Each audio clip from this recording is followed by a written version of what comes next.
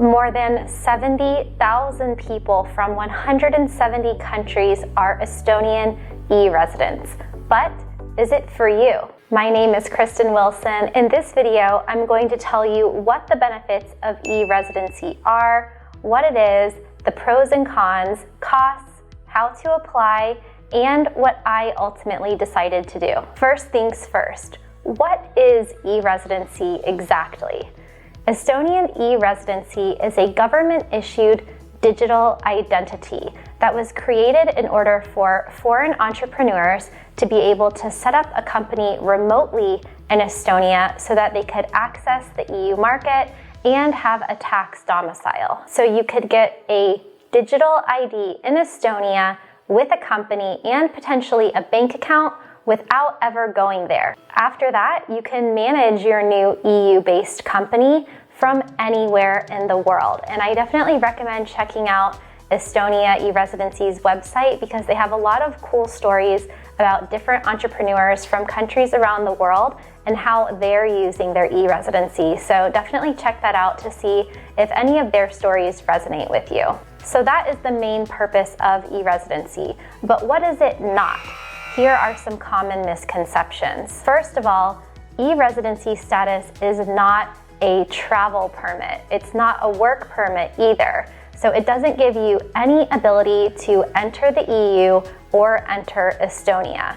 If you are interested in living and working in Estonia, however, you can check out my other video about the country's brand new Digital Nomad Visa. So although you get a digital identity in Estonia, it is not permission to travel there, and it's also not an ID card. It also doesn't give you any legal permanent residency status or path to citizenship, so that has to be really clear up front.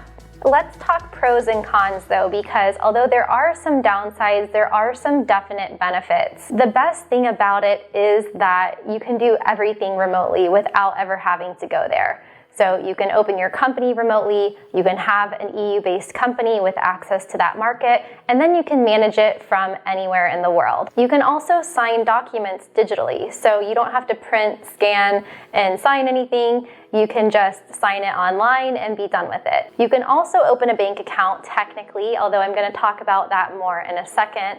And the other pro is that it's really affordable and the process is quite fast. It's only a $100 application fee that you can fill out online, and it takes 6 to 8 weeks to process. And then you can pick up your e-resident package in upwards of 40 countries around the world. So it's really convenient, really low risk entry-level option to open a company in Europe. There are also no annual maintenance fees or anything like that. So you just pay the fee one time, the ID card is good for 5 years, and the replacement cost is the same as the €100 application fee. It's also pretty cool. It was the first program of its kind, and when you become an e-resident, you become part of this 70,000 members strong e-resident community, and they even apparently have live in-person meetups, so that's pretty cool. Estonia is known as quite a digitized nation. They have online voting and a lot of online services for their citizens, so it's a country that is really pushing the envelope and trying to innovate in this space and definitely inspiring and influencing other countries to follow along. I did a video last year about Lithuania launching a new e-residency program, and now there are more and more countries talking about how to attract remote workers and digital nomads, as well as create programs to help people open companies remotely. So I think they started a trend. What about the downsides? Well, when e-residency first launched around 2014, 2015, it was met with quite a lot of criticism. People were saying that it was nothing more than like a PR stunt or a marketing ploy. And while it may be true that Estonia got a lot of free press about this innovative, novel program, it's also legitimate. There are a lot of people with this card, and there are a lot of people operating their businesses in Estonia from anywhere. So it is a real deal, despite any other benefits that the tourism board or the country might have gotten. That's irrelevant. The biggest downside was that it didn't provide any travel benefits or any sort of access to go to the country should you want to go there, but now they have the Digital Nomad Visa program that serves that purpose. So now it's not even really a downside anymore. The biggest con that I see is that since the program was implemented, it hasn't worked out in practicality exactly the way people expected at the beginning, especially with regard to opening a bank account remotely. Opening a bank account in another country is usually always a process, and that is a topic for another video, but there was an understanding a few years ago that if you got e-resident status, that it would be easy or easier or guaranteed to open a bank account. But it appears that many e-residents have had problems doing that, and that can be a little bit of a headache if you're trying to do business in the EU. But I actually looked at Estonia's e-residency website to figure out what their position was on opening a bank account there, and I don't know if it was on the website before, but now it definitely says clearly that e-residency status cannot be used as leverage to open a personal bank account, so it's not guaranteed. The big question though is, should you get it?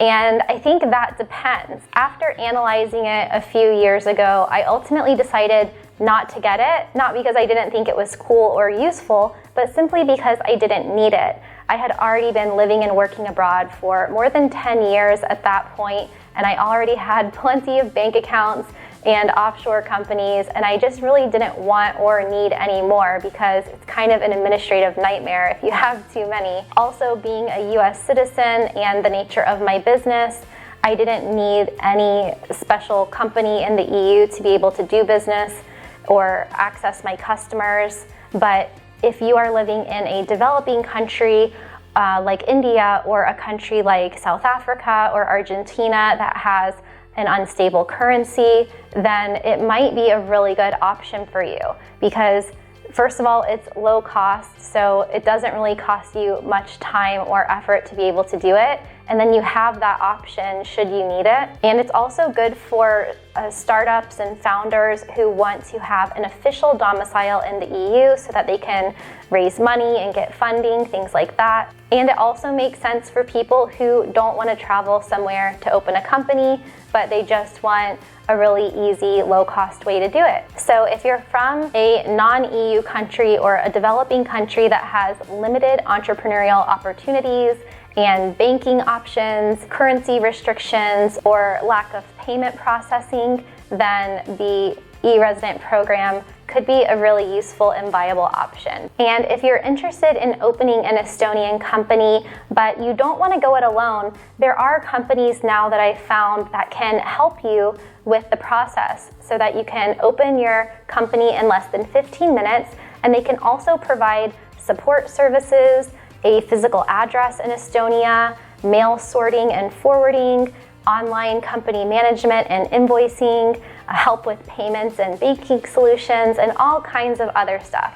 And while this video is not sponsored by anybody, I did find a company called One Office that offers all of these solutions for one flat fee of €760, which I think is a really good deal considering I've spent thousands of dollars myself on opening just one company in another country. One Office can help you open a company remotely in Latvia, Lithuania, Sweden, Finland, or the UK, so you have a lot of options there. They even offer accounting services and tax consultations if you need that as well. So I will also link to that below with the e-residency website.